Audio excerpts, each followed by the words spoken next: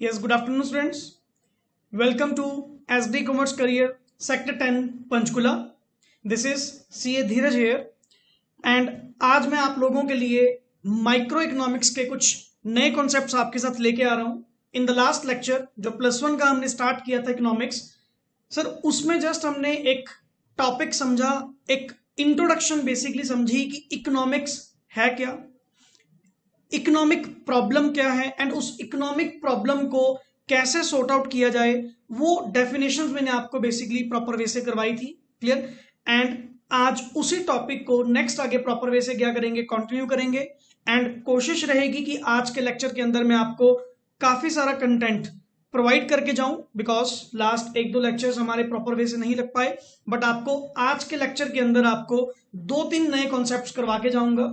First of all, जैसे हम discuss करेंगे इकोनॉमिक की ब्रांचेस के बारे में, जो 2 मेन ब्रांचेस आपके पास गिवन है, that is sir micro economics and macro economics. उनके बारे में डिस्कशन करेंगे, प्लस उनका एक डिफरेंस नोट डाउन करेंगे. एंड आफ्टर दैट सर एक पॉजिटिव इकोनॉमिक्स और नॉर्मेटिव इकोनॉमिक्स के पॉइंट ऑफ व्यू से हमारी बुक्स में कुछ कंटेंट गिवन है, तो what is positive economics and what is normative economics क्या होती है, उनके बारे में डिफरेंस क्लियर करेंगे एंड टाइप्स ऑफ इकोनॉमी के बारे में डील करेंगे. सो आइए नेक्स्ट स्टार्ट करते हैं प्रॉपर वे से. First of all let me open my notes. Sir last lecture के अंदर हमने इकोनॉमिक्स की definition, let me open, yes please.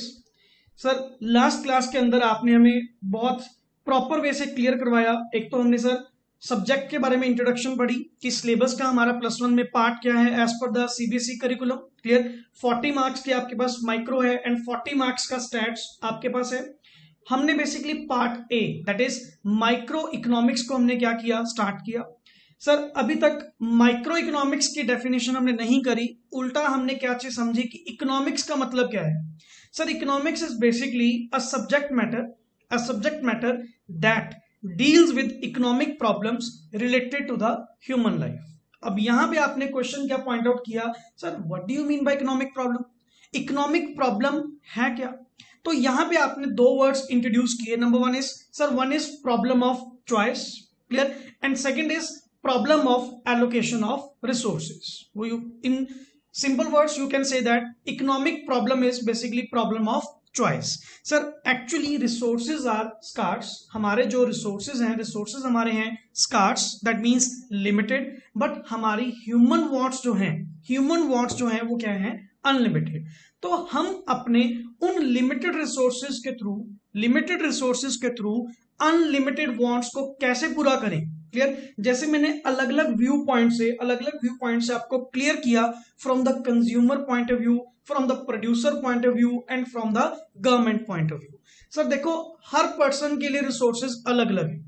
अब let it be as a consumer, अगर मेरे को 100 रुपीज मिले, जो एग्जांपल हमने यहाँ पे नोट डाउन करी थी, अगर मेरे पास 100 रुपीज हैं, क्लियर, मैं आपको जस्ट 2 मिनट्स की रिवीजन करवाना चाहता हूं. क्लियर. एंड आफ्टर दैट नए टॉपिक्स क्या करेंगे, कंटिन्यू करेंगे. यस प्लीज मेरे साथ दोबारा एक बार रिवाइज कीजिए कि प्रॉब्लम ऑफ चॉइस क्या थी. Let it be I have ₹100. मेरे पास 100 रुपीज हैं एंड मैं उन 100 रुपीज को बेसिकली खर्च करना चाहता हूं, बट मेरे पास सर वेरियस ऑल्टरनेटिव्स हैं. दैट मींस मेरी जो वांट्स हैं वो हैं अनलिमिटेड. मेरे पास ऑप्शंस आई ABCD कि दैट मींस ये 100 रुपीज आप इन 4 ऑल्टरनेटिव्स में लगा सकते हैं. बट सर मैं कौन से ऑल्टरनेटिव में लगाऊं. क्लियर. क्योंकि चारों मेरे लिए क्या है, इंपॉर्टेंट. क्लियर. ये पॉसिबल तो है नहीं कि मैं लिमिटेड रिसोर्सेज से अपनी सारी वांट्स को कंप्लीट कर लूंगा, तो मैं अनलिमिटेड वांट्स को तो पूरा करने से रहा.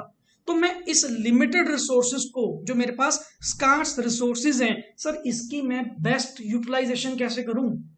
मैं कैसे पहचानूं कि ये 100 रुपीज को कहां पे लगाया जाए, वेदर ABCD. तो यहां पे जब आप अपने स्कार्स रिसोर्सेज के through, that is limited resources के थ्रू अनलिमिटेड वांट्स को पूरा करते हैं, दैट मींस आप वहां पे रिसोर्सेज को लगाना पसंद करेंगे, आप अपने रिसोर्सेज को वहां यूटिलाइज करेंगे जहां से आपको मैक्सिमम क्या मिलेगी, सेटिस्फेक्शन मिलेगी, वहां पे मैं अपने रिसोर्सेज को क्या करूंगा, इन्वेस्ट करूंगा। तो नॉर्मल सी बात, मैं यहां पे ये बात देखूंगा कि ए बी सी और डी इनमें से from the consumer point of view, क्योंकि आज का टॉपिक भी मेरा नेक्स्ट ऑन यही रहने वाला कहीं ना कहीं कि कंज्यूमर के पॉइंट ऑफ व्यू से हमारी थिंकिंग क्या होती है कि अगर मैंने 100 रुपया कहीं खर्च करना है तो मैं वहां खर्च करूंगा जहां से मुझे मैक्सिमम यूटिलिटी मिलेगी, मैक्सिमम सेटिस्फेक्शन मिलेगी, वहां पे मैं अपना पैसा खर्च करना पसंद करूंगा। क्लियर? एंड अगर यही रिसोर्सेज का व्यू पॉइंट आप प्रोड्यूसर के पॉइंट ऑफ व्यू से देखें, सर प्रोड्यूसर के पॉइंट ऑफ व्यू से देखें कि वो अपने रिसोर्सेज को कौन से प्रोडक्ट बनाने के लिए यूटिलाइज करे, वो अपने रॉ मटेरियल को कौन सा प्रोडक्ट बनाने के लिए यूटिलाइज करे, तो जहां से उसको मैक्सिमम क्या मिलेगा, प्रॉफिटेबिलिटी मिलेगी, जो प्रोडक्ट सबसे ज्यादा प्रॉफिटेबल होगा, नेचुरली वो पर्सन अपने रिसोर्सेज को वहां पे क्या करेगा, यूटिलाइज करेगा। एग्जांपल के पॉइंट से आपने क्या समझा, सर 3 प्रोडक्ट थे पी क्यू आर, अब मैं यूज तो तीनों में कर सकता हूं, दैट मींस मैं अपने लिमिटेड रिसोर्सेज को यूज तो कहीं भी कर सकता हूं, बट सबसे बेटर अगर मैं इकोनॉमिक्स को अप्लाई करूं, इकोनॉमिक्स की स्टडीज को अप्लाई करूं, तो मेरे लिए सबसे बढ़िया पॉइंट कौन सा है, sir our product, because our product आपको क्या प्रोवाइड कर रहा है, मैक्सिमम प्रॉफिट। क्लियर? और एक प्रोड्यूसर के पॉइंट ऑफ व्यू से अगर उसने मार्केट में सरवाइव करना है और अच्छा खासा अपनी अर्निंग कमानी है, तो वो कहां पे इन्वेस्ट करेगा, सर वहां पे अपने रिसोर्सेज लगाएगा जहां से उसको मैक्सिमम क्या मिल रही है, रिटर्न मिल रही है, मैक्सिमम प्रॉफिट मिल रहा है। And the last is sir government के पॉइंट ऑफ व्यू से, फिर गवर्नमेंट क्या सोचती है, गवर्नमेंट बेसिकली सोचती है कि जितने भी public revenues, sir what are public revenues, आप लोगों से through the tax, fees, fines आप लोगों के ऊपर लगा के जो रेवेन्यू कमाया जा रहा है, दैट मींस सरकार को जितनी भी टैक्स की कलेक्शन हो रही है, फीस फाइन्स की, जितने भी ये चलान काट रहे हैं, सर ये जितना भी रेवेन्यू कलेक्ट हो रहा है, इस पब्लिक रेवेन्यू को, क्लियर, इस सरकारी खजाने को कहां पे इन्वेस्ट किया जाए, कहां पे लगाया जाए, ये डिसीजन लेना, क्लियर, ये इकोनॉमिक प्रॉब्लम्स को डील करना, that is called as from the government point of view. और गवर्नमेंट कहां पे यूटिलाइज करेगी, सर ऑप्शंस तो इनके पास कई हैं, या तो पेंशन दे दो, इंफ्रास्ट्रक्चर बिल्डअप कर दो, कोई पब्लिक यूटिलिटी क्रिएट कर दो, sir options are there. Clear? But मुझे देखना है कि out of these alternatives which gives the maximum social welfare, जिसमें सबसे ज्यादा सोशल वेलफेयर होगा, मैं फॉर द टाइम बिंग अपने रिसोर्सेज को वहां पे क्या करूंगा, यूज करूंगा, यूटिलाइज करूंगा। तो नॉर्मल सी बात, अल्टीमेट क्रक्स आपने क्या निकाला सर, हमारे पास क्या निकल के आई point, sir what is economic problem, economic problem is a problem related to, किसके रिलेटेड, एलोकेशन ऑफ रिसोर्सेज, कि रिसोर्सेज को कहां पे एलोकेट किया जाए, ये बेसिकली सारी हमारी इकोनॉमिक प्रॉब्लम है। ड्यू टू, सर क्यों ऐसा भी क्या है कि रिसोर्सेज के लिए हमें इतना सोचना पड़ रहा है, ड्यू टू लिमिटेड मीन्स, क्योंकि सर हमारे पास इसके जो सोर्सेज हैं, दैट मींस जहां से आपको रिसोर्सेज मिलते हैं, सर इतने हमारे पास कोई सोर्सेज नहीं है। क्लियर? और लिमिटेड मीन्स होने के कारण in relation to unlimited wants, clear, हमें सोचना पड़ता है कि बेसिकली हम अपने रिसोर्सेज को कहां पे यूटिलाइज करें। दैट मींस हमारे पास जो 100 रुपीज हैं, sir whether I should go for A option, B option और सी ऑप्शन, मुझे सोचना पड़ता है। और ये थिंकिंग, ये चीज आप छोटे होते से ही अपनी जिंदगी में अप्लाई करते आ रहे हैं, but sir as a subject इसको रीड आउट करेंगे, ऐसा कभी नहीं सोचा था कि इकोनॉमिक्स में ऐसा कुछ भी है। सर ये तो हम कब से अप्लाई करते आ रहे हैं, जब छोटे होते से सर अपने पेरेंट्स से हमें पैसे मिलते थे, 10 रुपीज मिलते थे, 20 रुपीज मिलते थे, तो हम भी सोचते थे कि ये 10 रुपीज 20 रुपीज कहां पे लगाए जाए। मन में तो सर बहुत कुछ चल रहा होता था, कोई गेम पे लगा दें, कोई खाने पीने पे लगा दें, कोई स्टेशनरी परचेज करने पे लगा दें, बट आप अपने वो पैसे कहां पे यूटिलाइज करते थे, आप वो पैसा कहां पे इन्वेस्ट करते थे, सर जहां से आपको मैक्सिमम सेटिस्फेक्शन फील होती थी, आप वहां पे वो पैसा क्या करते थे, एलोकेट। तो सर ये जो एलोकेशन की प्रॉब्लम अब आप यहां पे डिस्कस कर रहे हैं, ये तो हम सर कब का पढ़ चुके, ये तो कब का हमारे सिलेबस में हो चुका। Is it fine? And next is what is problem of choice, जो लास्ट टॉपिक हमने डील किया। प्रॉब्लम ऑफ चॉइस के अंदर हमने क्या पढ़ा, it is problem of allocating the resources to alternative uses, because A B C ये हमारे क्या हैं, alternative uses, in such a manner that, इस वे से यूज करो, इस वे से एलोकेट करो कि रिसोर्सेज जो हैं वो क्या हो सर, ऑप्टिमली यूटिलाइज्ड होने चाहिए। दैट मींस रिसोर्सेज की नो वेस्टेज। क्लियर, यहां पे लिखना चाहें तो लिख सकते हैं no wastage of resources. Clear, that means resources की सर वहां पे कोई भी वेस्टेज नहीं होनी चाहिए। सर अच्छे वे से क्लियर हो चुका what is economics, what is economic problem and what is problem of choice. Yes please. अब हम अपना नया कंटेंट स्टार्ट करते हैं अबाउट इकोनॉमिक्स की ब्रांचेस। इकोनॉमिक्स है ये तो हम पढ़ चुके सर। इकोनॉमिक्स को जो दो पार्ट्स में डिवाइड किया गया, number one is micro and number two is macro. Sir what is difference between the micro economics and the macro economics. रुकिए, आपको प्रॉपर वे से इस चीज के बारे में डिस्कशन करेंगे कि माइक्रो इकोनॉमिक्स क्या है एंड मैक्रो इकोनॉमिक्स क्या है। First of all from the definition point of view, sir basically there are economic problems, there are economic problems. अब ये जो हमारी इकोनॉमिक प्रॉब्लम्स हैं सर, जब इन इकोनॉमिक प्रॉब्लम्स को, अब यहां से मैं दो पॉइंट्स में डिवाइड करूंगा, जब आप इन इकोनॉमिक प्रॉब्लम्स को, अभी आप ऊपर पढ़ के आए कि what are the economic problems. Sir economic problems को जब आप इंडिविजुअल लेवल पे, एक बहुत ही स्मॉल लेवल पे, छोटे लेवल पे रीड आउट करते हो, नॉट पूरी इकोनॉमी के लेवल पे, सिर्फ एक इंडिविजुअल लेवल पे, लाइक अ कस्टमर, अकेले कस्टमर के बारे में सोचना, एक प्रोड्यूसर के बारे में सोचना, एक सिंगल फर्म के बारे में सोचना। दैट मीन्स आपको पूरी इकोनॉमी की नहीं पड़ी, आप सिर्फ पर्टिकुलरली उस इंडिविजुअल के पॉइंट से वो क्या कर रहे हैं, स्टडी कर रहे हैं। दैट मीन्स इकोनॉमिक प्रॉब्लम्स को या इकोनॉमिक इश्यूज को स्टडी करना एक इंडिविजुअल लेवल पे, that is called as micro economics. तो मैंने वर्ड क्या लिखा, देयर आर इकोनॉमिक प्रॉब्लम्स। तो यहां पे when these problems are studied at an individual level, that is a consumer, a producer, clear, a firm, etc., then it is called as microeconomics.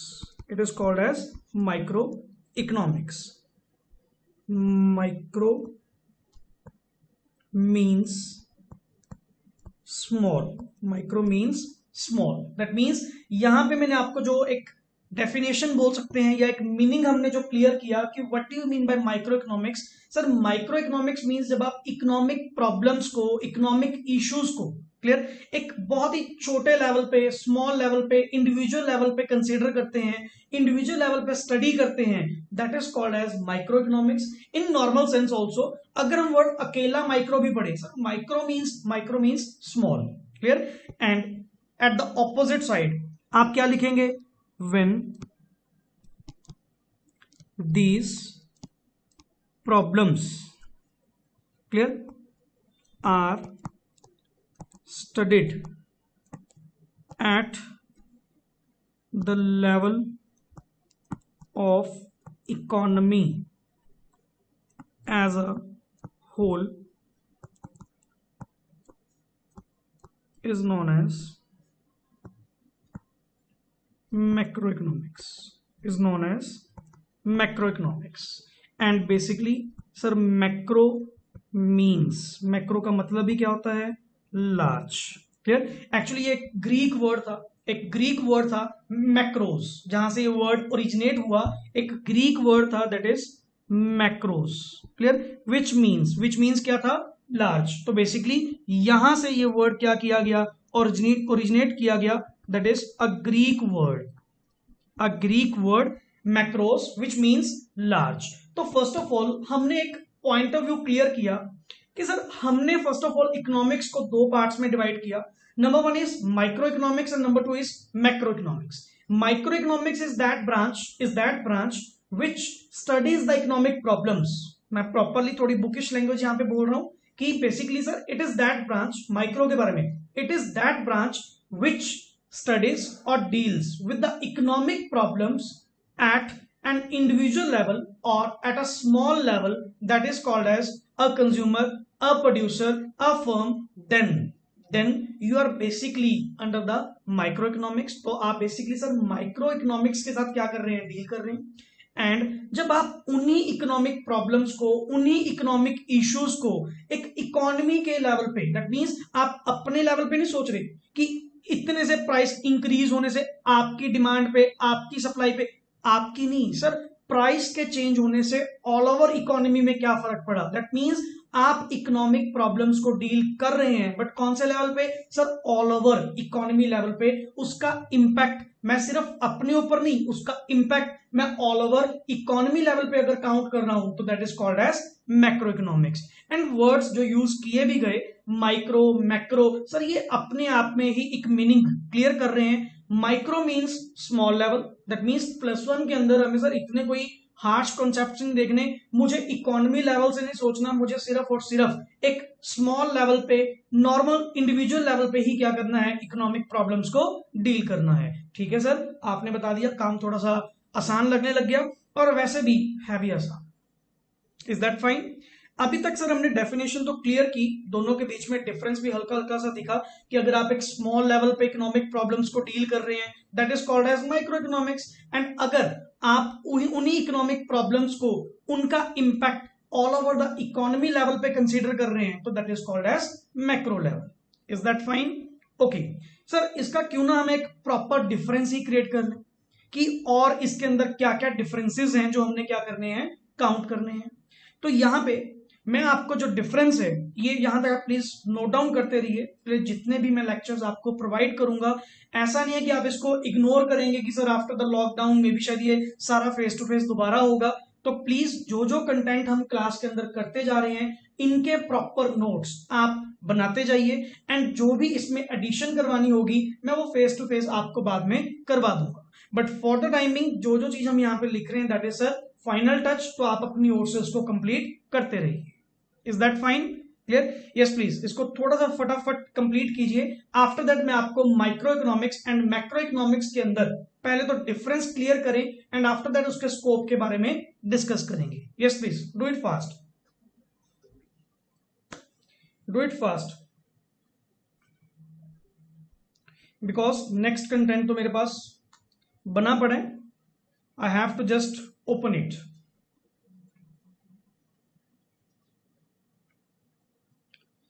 यहां पे आप अंडरलाइन भी कर सकते हैं, दैट इज इंडिविजुअल लेवल, और यहां पे sir level of economy as a whole, पूरी इकोनॉमी के लेवल पे रीड आउट करना, that is called as macro economics. Is that fine? Okay, so next आगे मैं आपको करवाता हूं माइक्रो मैक्रो का डिफरेंस.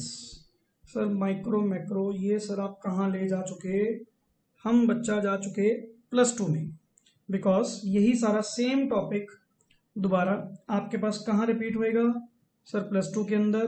ठीक है सर, तो हम यहाँ पे इसको थोड़ा सा एनलार्ज कर लेते हैं ताकि मेरी फोटो के नीचे वो ना आए.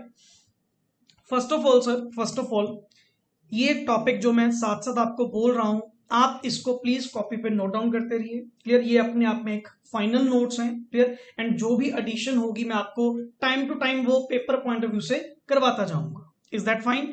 Yes please sir. ठीक है, डेफिनेशन क्लियर हुई. 2 पार्ट्स के बारे में आपने बताया, वन इज माइक्रो और second is macro. Now what is the difference between, proper difference between micro economics and the macro economics? Yes please sir, पहले तो डेफिनेशन ही लिख लेते हैं क्योंकि डिफरेंस एक तो हम कर ही चुके. Yes, it is that branch of economics, it is that branch of economics which studies, किसको स्टडी करती है सर? इकोनॉमिक प्रॉब्लम्स को स्टडी करना. इकोनॉमिक प्रॉब्लम्स और इश्यूज को स्टडी करना कौन से लेवल पे सर, एक इंडिविजुअल लेवल पे, एक स्मॉल लेवल पे, छोटे लेवल पे, that is called as micro economics, that is called as micro economics. And यहां पे सर सारी वर्डिंग आपकी बिल्कुल क्या रहेगी, सेम स्टार्टिंग की। मैं आपको यहां पे रिपीट कर देता हूं, it is that branch of economics, macro के अंदर it is that branch of economics which studies economic problems or issues at the level of, कौन से लेवल पे sir, economy as a whole. That means जब आप उन economic problems को पूरी इकोनॉमी के लेवल पे स्टडी करते हैं, क्लियर, दैट मीन्स उनका impact all over the economy level पे काउंट करना, नॉट एन इंडिविजुअल लेवल पे, एक छोटे स्मॉल लेवल पे नहीं, पूरी इकोनॉमी लेवल पे काउंट करना, that is called as macro economics. Yes please. Number 2 point is, number 2 sir, micro के अंदर what is the main focus, what is the central issue of the micro economics, कि main अगर मैं word कहूं कि micro economics का main central issue क्या है, क्लियर, मेन मुद्दा क्या है जो माइक्रो इकोनॉमिक्स के अंदर बार बार आप लोग क्या करेंगे, डिस्कस करेंगे, तो word is allocation of resources. Sir allocation of resources is the central issue of micro economics. तो बेसिकली सर माइक्रो इकोनॉमिक्स का मेन मैटर ही क्या है, रिसोर्सेज को जस्ट एलोकेट करना, दैट मींस रिसोर्सेज को ऑल्टरनेटिव यूजेस में लगाना, कि विच ताकि जो रिसोर्सेज हैं वहां पे जो प्रॉब्लम ऑफ चॉइस आपके पास आ रही थी सर, उस प्रॉब्लम ऑफ चॉइस के साथ डील करना, clear, that is basically your central issue of micro economics. तो माइक्रो इकोनॉमिक्स के अंदर सिर्फ और सिर्फ हमारा मेन मैटर है सर एलोकेशन करवाना, बट उसके दूसरी साइड सर सिर्फ और सिर्फ एलोकेशन होने से थोड़ी, कि मान लो मैं कह रहा हूं जी मेरे पास 100 रुपीज हैं, कि मैं उसको ए में लगाऊं, बी में लगाऊं, सी में लगाऊं, कि बस आपने ये डिसाइड करना है जी इसके एलोकेशन करवा दो, बात खत्म। सर वो एलोकेशन आपने इस वे से करवानी है क्योंकि आप अपने रिसोर्सेज को क्या करवाना चाहते हो, ऑप्टिमम यूटिलाइजेशन करवाना चाहते हो, प्लस साथ साथ क्या करवाना चाहते हो, उसकी ग्रोथ। यहां पे मैं आपको एक लार्ज लेवल पे इस चीज को कंसीडर करना चाहूंगा। आपने एक वर्ड सुना होगा 10th तक में भी, आपने एक वर्ड सुना होगा sustainability, clear, sustainability means may be science में आपके पास ये वर्ड शायद आया होगा, या सोशल साइंस के अंदर 10th तक आपके पास ये वर्ड आया होगा। सर सस्टेनेबिलिटी का मतलब क्या होता है कि अगर आप रिसोर्सेज को यूज कर रहे हैं, लाइक आपके वो renewable sources, non renewable sources, clear, जो आपके पास कन्वेंशनल, नॉन कन्वेंशनल, अलग अलग तरह के रिसोर्सेज हमारे पास होते हैं। तो जो भी रिसोर्सेज की आप यूसेज कर रहे हैं सर, माइक्रो के अंदर इंडिविजुअल लेवल पे आपने बोल दिया कि रिसोर्सेज को एलोकेट कर दो, कि रिसोर्सेज को क्या कर लो, ऑल्टरनेटिव यूजेस में यूज कर लो। सर आपने तो रिसोर्सेज को एलोकेट करवा दिया, बट अगर इसी स्पीड के अकॉर्डिंग टू, दैट मीन्स इसी पेस के अकॉर्डिंग टू अगर रिसोर्सेज की कंजम्पशन होती गई, रिसोर्सेज को यूज करते गए सर एक दिन ऐसा आएगा कि रिसोर्सेज हमारे खत्म हो जाएंगे, क्लियर, क्योंकि जब आप उसको एक इंडिविजुअल लेवल पे सोच रहे हैं, क्लियर, अब आप नॉर्मली देखते भी होंगे कि कई बार टीवी पे भी एड आती है इस चीज की कि पेट्रोल बचाएं। जब भी आप ट्रैफिक सिग्नल पे होते हैं, जब आपने देखा कि सर 30 सेकंड्स की है, या मान लो 60 सेकंड्स की है, या उससे भी ज्यादा है, तो हम अपना इंजन वहां पे क्या कर देते हैं, ऑफ, क्लियर। अब वहां पे थिंकिंग की बात सोचना, मैं वहां पे सोच रहा हूं कि मेरे अकेले के बंद करने से क्या होगा, क्लियर, कि अगर 60 सेकंड्स अगर कार मेरी ऑन भी रह गई तो कितने के रिसोर्सेज वेस्ट हो जाएंगे। तो बेसिकली सर ये आपकी थिंकिंग है, क्योंकि आप सिर्फ उसको एक इंडिविजुअल लेवल पे क्या कर रहे हैं, काउंट कर रहे हैं। आप बेसिकली उसको एक सिंगल लेवल पे, सिंगल पॉइंट पे, एक इंडिविजुअल लेवल पे क्या कर रहे हैं, काउंट कर रहे हैं। अगर उसी चीज का impact all over the economy consider किया जाए, कि अगर मैं ऐसा कर रहा हूं तो मेरे जैसे और कितनी गाड़ियां यहां पे खड़ी, कि जबकि मान लो 80 सेकंड्स की यहां पे क्या लगी है सर, ट्रैफिक लाइट लगी है, रेड सिग्नल है 80 सेकंड्स का, 80 सेकंड्स तक अपनी कार ऑन रखने का मतलब क्या, जब लास्ट में सर 5 सेकंड्स रह जाएंगे तो जस्ट आप एक सेल्फ स्टार्ट करके उसको लेके जा सकते हैं। तो 75 सेकंड्स तक आप अपना पेट्रोल या diesel whatever the resources are, आप उनको वेस्ट क्यों करेंगे, क्योंकि मैंने वहां पे अब सोचा किसके लेवल पे सर, मैक्रो लेवल पे, दैट मीन्स इकोनॉमी लेवल पे। तो जब आप कुछ पॉइंट्स को इकोनॉमी लेवल पे सोचते हो, तब जाके आपको पता लगता है कि रिसोर्सेज को एलोकेट करना ही सिर्फ मेन मैटर नहीं है, रिसोर्सेज की वेस्टेज को रोकना, रिसोर्सेज को ऑप्टिमली यूटिलाइज करवाना, प्लस उनकी टाइम टू टाइम ग्रोथ करना, ये भी हमारी क्या है, एक मेन सेंट्रल इशू है। और ये सेंट्रल इशू किसका होता है, मैक्रो इकोनॉमिक्स का। क्लियर? तो वहां पे जो वर्ड सस्टेनेबिलिटी है, सस्टेनेबिलिटी का मतलब क्या होता है कि आप अपने रिसोर्सेज को इस वे से यूज करें कि उनकी वेस्टेज ना हो, रिसोर्सेज की ऑप्टिमम यूटिलाइजेशन हो, ताकि फ्यूचर जनरेशन भी, आने वाली जनरेशन भी उन रिसोर्सेज का प्रॉपर वे से क्या कर सके, यूटिलाइज कर सके। दैट मीन्स उनको भी वो रिसोर्सेज क्या हो, अवेलेबल हो। अगर सर हम ही सारे रिसोर्सेज खा जाएंगे तो नेचुरल सी बात की हमारी फ्यूचर जनरेशन क्या करेगी, फिर तो सर उनको कॉम्प्रोमाइज करना पड़ेगा।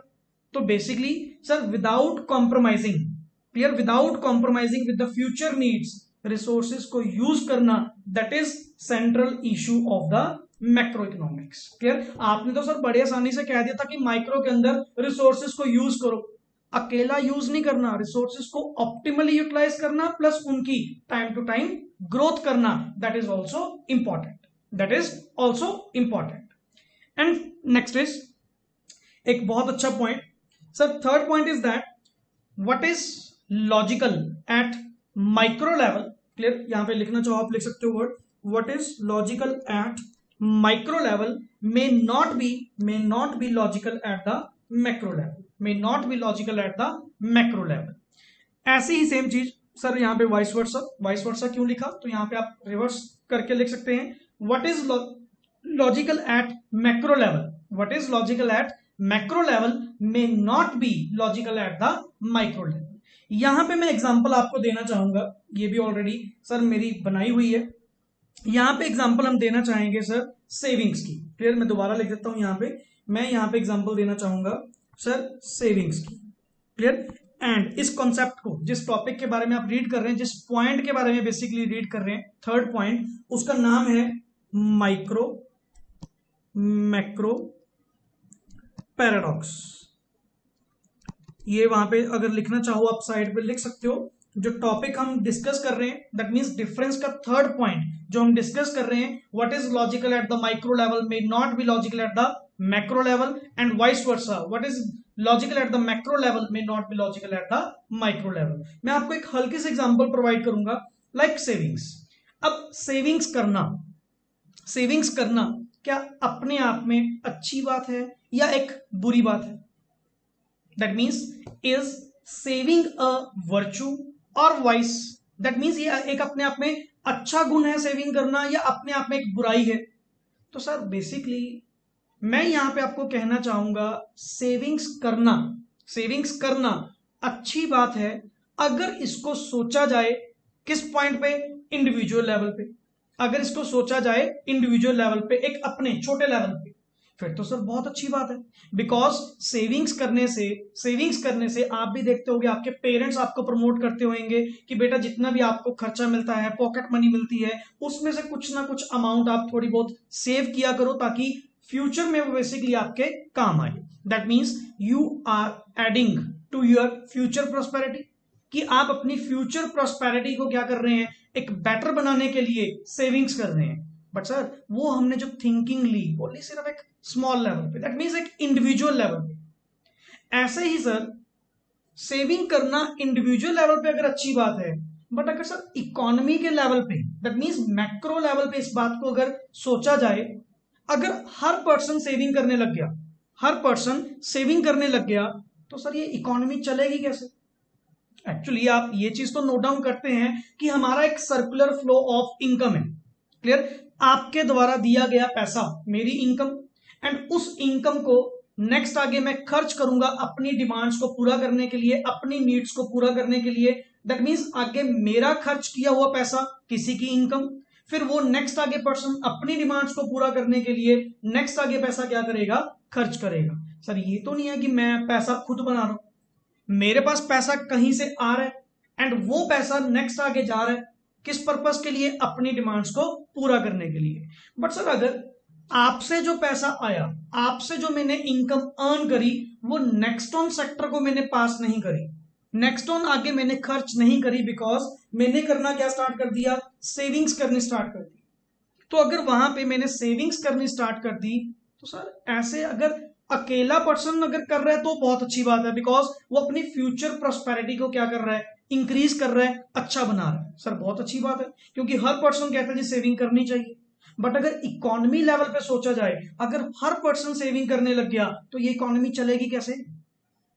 बिकॉज आप यहां पे देखें, एक सर्कल मैंने यहां पे चार्ट बनाया हुआ है।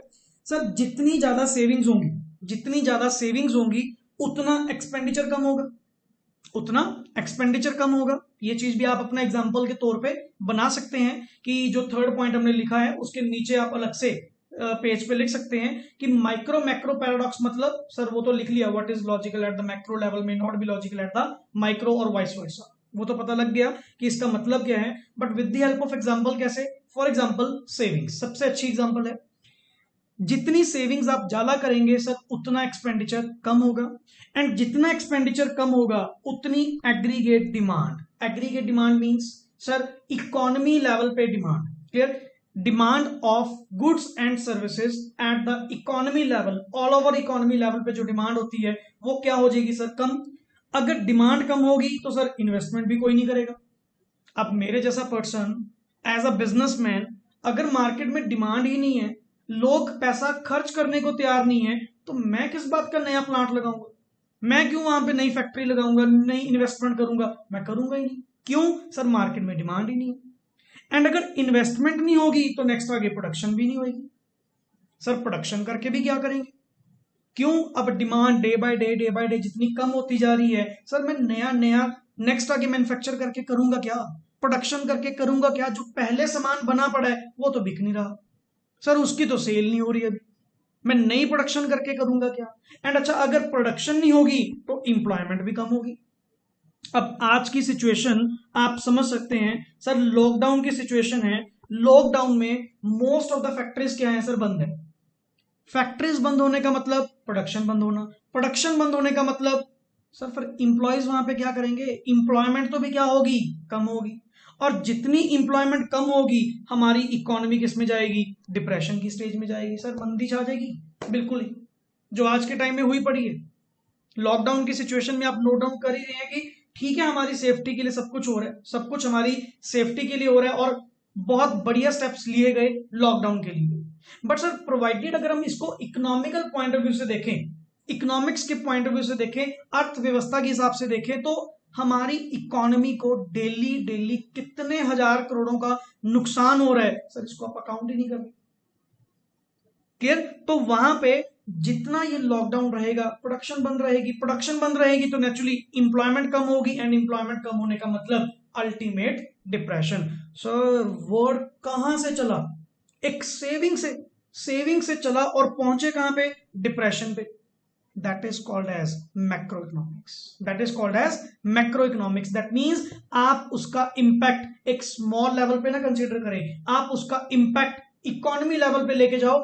अपने लेवल पे सोचोगे, इंडिविजुअल लेवल पे सोचोगे तो बहुत बढ़िया बात है सेविंग करना, because you are adding up to your future prosperity. आप अपनी फ्यूचर को सिक्योर करने के लिए सेविंग्स कर रहे हैं, बहुत अच्छी बात है। बट अगर इसको इकोनॉमी लेवल पे रीड आउट किया जाए, पूरी इकोनॉमी के पॉइंट से सोचा जाए, तो सर वहां पे ये कोई बहुत अच्छी बात नहीं है। ये देखिए सर कितनी बड़ी चेन वहां से ये बन के आई। Is that fine? Okay, next is sir number 4। यहां पे ना सर कुछ इकोनॉमिक एजेंट्स होते हैं, मैं यहां पे लिखना चाहूंगा, यहां पे इकोनॉमिक एजेंट्स, क्लियर, क्योंकि इस पॉइंट के अंदर ये डिस्कस किया गया कि बेसिकली इकोनॉमिक एजेंट्स जो हैं दो तरह के हैं, एक इंडिविजुअल लेवल पे और एक होते हैं इंस्टीट्यूशनल लेवल पे। सर फर्स्ट ऑफ ऑल ये तो बता दो कि what you mean by economic agents, तो यहां पे मैं इसकी डेफिनेशन साइड पे ही नोट डाउन करवा रहा हूं। These are the agents who take economic decisions. Sir basically economic agents कौन है? इकोनॉमिक एजेंट्स वो लोग हैं, वो पर्सन, और यहां पे वर्ड लिख सकते हैं, एक मिनट यहां पे मैं रब कर रहा हूं, मैं यहां पे थोड़ा सा आर दी इंडिविजुअल्स, आपका मीनिंग अच्छे से क्लियर हो जाएगा, इंडिविजुअल्स और इंस्टीट्यूशंस, क्लियर, इंडिविजुअल्स और institutions who take economic decisions. तो नॉर्मली फर्स्ट ऑफ ऑल मैं दोबारा रिपीट करूंगा, who are economic agents? Sir economic agents are those individuals और इंस्टीट्यूशंस, वो इंडिविजुअल्स या इंस्टीट्यूशंस जो इकोनॉमिक डिसीजंस लेते हैं, that persons are called as economic agents. Now sir difference के पॉइंट ऑफ व्यू से ये आपने नोट डाउन कर लिया? Okay, yes please. So difference के पॉइंट ऑफ व्यू से हमारी बात क्या चल रही है सर, जो इंडिविजुअल इकोनॉमिक एजेंट्स हैं, इंडिविजुअल इकोनॉमिक एजेंट्स क्या हुए sir? Like consumer, like producer. तो जितने भी स्मॉल लेवल के एजेंट्स हैं, छोटे मोटे लेवल के एजेंट्स हैं, वो जो इकोनॉमिक एजेंट्स हैं, इनका मेन मोटिव क्या होता है? प्योरली पर्सनल गेन कमाना, दैट इज पैसा कमाना। क्लियर? इनको कोई मतलब नहीं है कि सोशल वेलफेयर हो रहा है या नहीं हो रहा, इकोनॉमी बेटर वे से चलेगी या नहीं चलेगी, क्योंकि sir I am dealing with micro economics not macro economics. Micro के अंदर अपा अपनी जेब देखेंगे ना कि मेरा कुछ बेनिफिट हो रहा है या नहीं हो रहा। तो ये इकोनॉमिक एजेंट्स जो हैं, लाइक कंज्यूमर, लाइक प्रोड्यूसर, ये प्योरली अपने बारे में सोचेंगे, that means maximization of personal gains. अगर इनको कोई पर्सनल गेन्स अच्छे खासे मिल रहे हैं तो ये बेसिकली वहां पे डिसीजन लेंगे, अदरवाइज ये उसमें नहीं पार्ट लेंगे। एंड दूसरी तरफ सर इकोनॉमिक, यहां पे लिखना वर्ड चाहूंगा इंस्टीट्यूशनल, सॉरी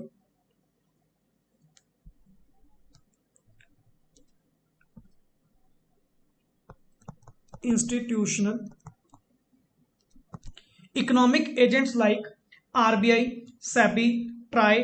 अगर आपको फुल फॉर्म्स यहां पे बताऊं, RBI means reserve bank of India, जो बेसिकली हमारा एपेक्स बैंक है, इंडिया के बैंकों का bank, that means apex bank, head bank, that is called as RBI, reserve bank of India. Next is SEBI, जो बेसिकली कंपनीज के ऊपर, listed companies के ऊपर, जो स्टॉक एक्सचेंजेस के ऊपर क्या करती है? रेगुलेशन बना के रखती है, कंट्रोल बना के रखती है, that is securities exchange board of India, securities exchange board of India.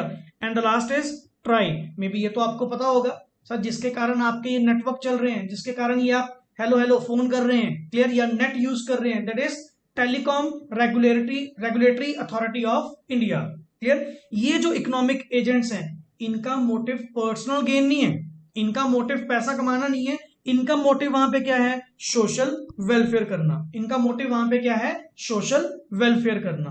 Clear? So fourth point भी अपने आप में समझ में आया sir. First of all economic agents कौन होते हैं? वो इंडिविजुअल्स या वो इंस्टीट्यूशंस जो इकोनॉमिक डिसीजंस लेते हैं, that is called as economic agents. And जो इंडिविजुअल इकोनॉमिक एजेंट्स हैं, that are covered under microeconomics, because they focus on the maximization of their personal gains only. Clear? क्योंकि उनका ध्यान सिर्फ और सिर्फ उनके पर्सनल गेन्स की ओर होता है, उनका इकोनॉमी के ऊपर कोई इंपैक्ट नहीं है कि इकोनॉमी में क्या होगा क्या नहीं होगा। बेसिकली सर हमारा काम बनना चाहिए, हमें प्रॉफिट्स बनने चाहिए। बट जो इंस्टीट्यूशनल इकोनॉमिक एजेंट्स हैं, like sir RBI, like SEBI, like TRAI, इनका जो मेन मोटिव है वो प्योरली क्या है? For the maximization of social welfare, कि बेसिकली सोशल वेलफेयर होना चाहिए, क्योंकि ये सोचते हैं, इनके जो एक्ट होते हैं, इनके जो डिसीजन होते हैं, वो होते हैं सर इकोनॉमी के पॉइंट ऑफ व्यू से, that means all over the economy को लेकर। And next is last point is sir micro economics के अंदर price is the determinant eight the micro level, price is the determinant eight the micro level, that means हमारे यहाँ पे main determinant क्या है? Price. पूरी मार्केट को regulate करने वाला कौन है? प्राइस। ये अपने आप में एक बहुत इंपॉर्टेंट फैक्टर है। बट सर मैक्रो लेवल पे income, output and employment slashes में, और इवन इसकी थियरी भी आपको इंट्रोड्यूस होगी, बट +2 में, +1 में कोई ऐसा कॉन्सेप्ट नहीं है, हल्के से आज इंट्रोडक्शन इसके बारे में प्रोवाइड करूंगा। Income, output and employment is the main determinant at the macro level. That means main factor. Determinant means main factor to be considered. Factor to be considered. जिसको हमने सर कंसीडर करना है, तो वो basically income, output and employment है। और micro level के अंदर सर क्या है? माइक्रो लेवल के price is the determinant at the micro level. Price is the determinant at the micro level. Is that fine? Okay. Sir इसका तो हमें प्रॉपरली क्लियर हुआ कि माइक्रो और मैक्रो के बीच में डिफरेंस क्या है, एंड होप सो आपने इसको मेरे साथ साथ नोट डाउन भी किया होगा. क्लियर. एंड आपको मैं बार बार समझा रहा हूं, जितने टॉपिक्स आपको करवाऊंगा प्लीज प्लीज उनके प्रॉपर नोट्स साथ साथ बनाते जाइए. इसको बिल्कुल भी आप इग्नोर नहीं करेंगे कि सर आफ्टर द लॉकडाउन मैं ये नोट्स ले लूंगा या इधर उधर से पूरे कर लूंगा. जितना कंटेंट यहाँ पे होता जा रहा है, क्लियर, प्लीज आप उसको प्रॉपर एक कॉपी में अपने नोट्स की तरह लगाइए. माइक्रो इकोनॉमिक्स का अलग पार्ट एंड स्टैटिस्टिक्स का अलग पार्ट. अभी हमने स्टार्ट कौन सा किया है? Micro economics. So micro economics का चैप्टर नंबर 1 हमारा गोइंग ऑन है, इंट्रोडक्शन के बारे में. जैसे कुछ पार्ट हमने कल लास्ट लेक्चर में किया और कुछ पार्ट हमने आज के लेक्चर में किया. अब यहाँ पे नया टॉपिक आपके साथ डिस्कस करने जा रहा हूं. जस्ट 10 मिनट्स का टॉपिक है हमारी sheet, and after that class को ओवर करेंगे. बिकॉज सर आप लोग थकने लग गए, आप कह रहे हो सर आज पहले ही हमारा कंटेंट बहुत हो चुका. बट प्लीज थोड़ा थोड़ा करके हम इसको इंक्रीज करते जाएंगे. यस, अगर हम यहां पे बात करें सर स्कोप की, scope of economics, clear, scope of economics, तो बेसिकली सर हमें क्या क्या चीज, अगर इसको भी मैं डिवाइड कर दूं, इसको भी डिवाइड कर दें किस किस पार्ट में, micro and second is macro. Clear. Sir basically इन दोनों का स्कोप हमें समझाएं कि क्या क्या चीज, क्या क्या मेन कंपोनेंट्स जो हैं हम माइक्रो के अंदर और मैक्रो के अंदर क्या करने वाले हैं, रीड आउट करने वाले हैं. सर मैं आपको ये ऑलरेडी पहले ही कल के लेक्चर के अंदर समझा चुका. From the consumer point of view, from the producer point of view, and markets को रेगुलेट कैसे करना है, तो वो सारी चीज ऑलरेडी डिस्कस कर चुके. हमने जस्ट यहाँ पे क्या करना है, एक थियरीज क्या करनी है, इंट्रोड्यूस करनी है. सो आइए स्टार्ट करते हैं. हाँ जी, तो माइक्रो के अंदर मैं आपको यहाँ पे कुछ थियरीज बता रहा हूं कि कौन कौन सी थियरीज हम इनके अंदर रीड करेंगे. यहाँ पे सर वन बाय वन अलग कर लेते हैं. क्लियर. सर माइक्रो के अंदर like important theory is theory of consumer behaviour. And आप मानोगे नहीं, जो मैं यहाँ पे ये टॉपिक्स लिखूंगा ये सारा का सारा आपका सिलेबस है +1 के अंदर. दैट मीन्स माइक्रो का जो मैं यहाँ पे लिखूंगा वो सारा ही आपका सिलेबस है. क्लियर. आपको गिनती पे सारे गिनाऊंगा यहाँ पे कौन कौन से टॉपिक किसके साथ रिलेटेड है. Clear. Theory of consumer behaviour, और जिसे आप वर्ड बोल सकते हो theory of demand, theory of demand, जिसके अंदर बेसिकली मैं वन बाय वन डिस्कस करूंगा. पहले हम लिख लेते हैं. Next is sir theory of producer behaviour, producer behaviour, और we can say theory of supply. क्योंकि सर हमने कल भी यही नोट डाउन किया था कि कौन सा पॉइंट हम किस किस में डील करेंगे. And number 3 last is theory of price determination, theory of price determination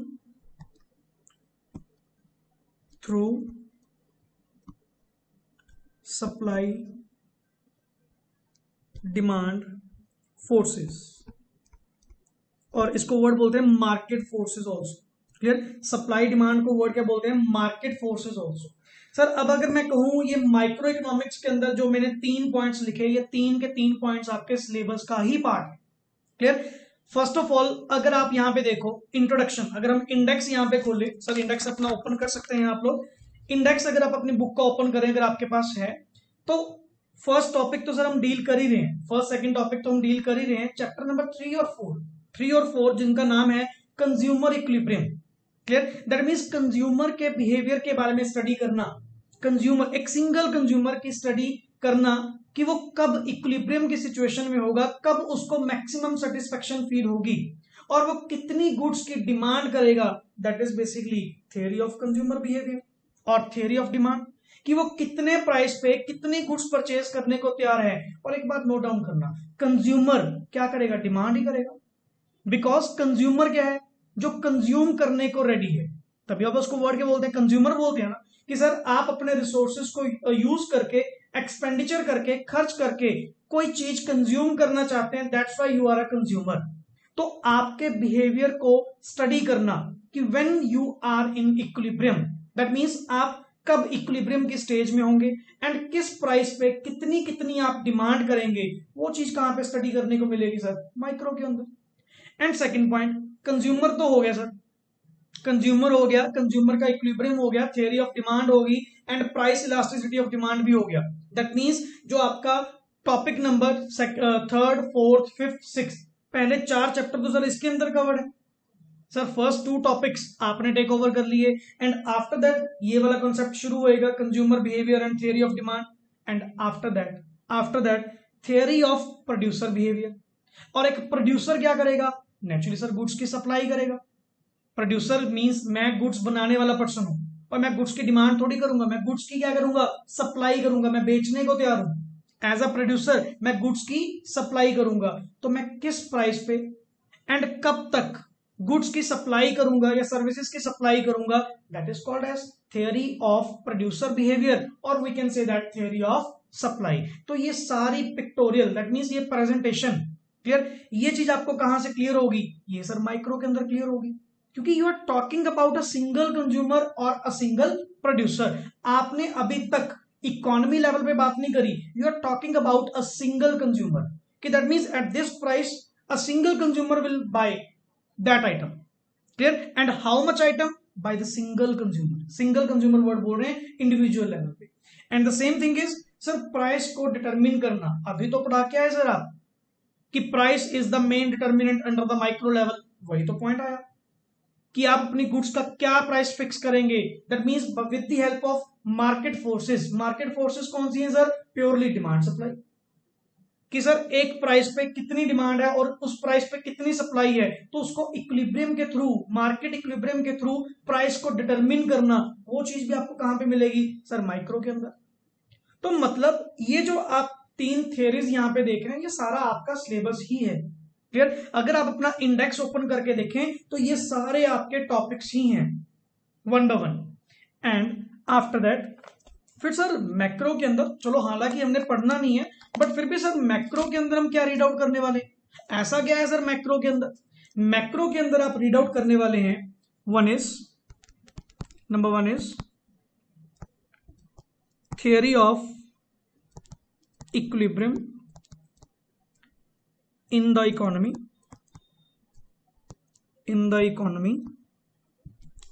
clear. That means यहां पे हम वर्ड कहेंगे, अगर मैं सिंपल वर्ड्स में कहूं सर, इक्विलिब्रियम को स्टक करवाने के लिए आपके 2 ही फोर्सेस हैं, एक डिमांड फोर्स और एक आपकी है सप्लाई फोर्स।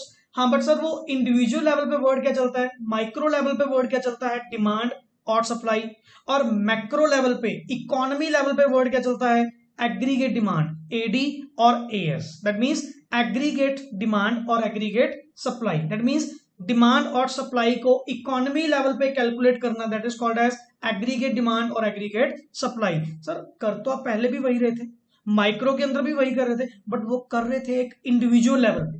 अब हमें क्या करना है, वही पॉइंट्स को डील करना है, कौन से लेवल पे, इकोनॉमी लेवल पे। तो सर इक्विलिब्रियम स्ट्रक करवाना, that is AD is equals to AS. किस चीज के बारे में रीड आउट करेंगे कि पूरी इकोनॉमी का इक्विलिब्रियम कैसे स्ट्रक करवाएं। Number two is theory related to disequilibrium in the economy। That means अगर इकोनॉमी के अंदर डिसइक्विलिब्रियम हुआ, सर अभी तो आप समझा के आए थे कि इक्विलिब्रियम क्या होता है, कि when aggregate demand is equals to aggregate supply in the economy, then your economy is in the equilibrium. But sir when it is in disequilibrium, अरे सर 2 सिंपल से point, when aggregate demand is greater than aggregate supply, or you can say that aggregate demand is less than aggregate supply। Sir mathematically इतना तो हमें आता ही है, मैं भूल गया था बच्चा, क्लियर। तो aggregate demand is greater than aggregate supply or aggregate demand is less than aggregate supply, then your economy is in disequilibrium position। अब सर इकोनॉमी लेवल पे अगर डिसइक्विलिब्रियम हुआ, तो उसको कंट्रोल कैसे करना है, जिसके लिए थर्ड थियरी आपके पास इंट्रोड्यूस की गई, that is theory related to correction of disequilibrium, correction of disequilibrium in the economy. अब यहाँ पे सर कुछ वेरियस पॉलिसीज बनाई जाती हैं, लाइक आपके नॉलेज तौर पे बता रहा हूं। Number 1 is fiscal policy, number 2 is monetary policy, जो आपके +2 के सिलेबस के अंदर भी इंट्रोड्यूस होंगी। सर ये दो तरह की पॉलिसीज हैं जो स्पेशली बनाई जाती हैं to correct simple word inflation और डिफ्लेशन। ये कहते हैं ना कि सर आपके प्राइसेस इंक्रीज हो गए या प्राइसेस डिक्रीज हो गए, दैट मींस इन्फ्लेशन की सिचुएशन है, डिफ्लेशन की सिचुएशन है। और ये कब अराइज होती है सर? जब आपका ये डिसइक्विलिब्रियम होता है, दैट मींस जब आपकी इकोनॉमी डिसइक्विलिब्रियम में चली जाती है, जब आपका एग्रीगेट डिमांड एग्रीगेट सप्लाई के बराबर नहीं होता, ऊपर नीचे होता है, या तो aggregate demand is greater than aggregate supply या aggregate demand is less than aggregate supply. In that situation the situation arises of inflation or deflation। तो टू करेक्ट द डिसइक्विलिब्रियम, इस डिसइक्विलिब्रियम को करेक्ट करने के लिए जो पॉलिसीज बनाई जाती हैं, उस सिचुएशन को कंट्रोल करने के लिए जो पॉलिसीज बनाई जाती हैं, that is called as theory related to the correction of disequilibrium in the economy. Clear? So आपके +1 लेवल पे इतनी कोई डिटेल यहां पे नहीं है, बट मैंने आपको फिर भी एक इंट्रोडक्शन यहां पे प्रोवाइड की ताकि आप एक माइक्रो और मैक्रो का प्योर डिफरेंस यहां पे क्लियर कर सके। कौन कौन से टॉपिक हमने यहां पे डिस्कस करने हैं वो चीज आप यहां पे समझ सके। Is that fine?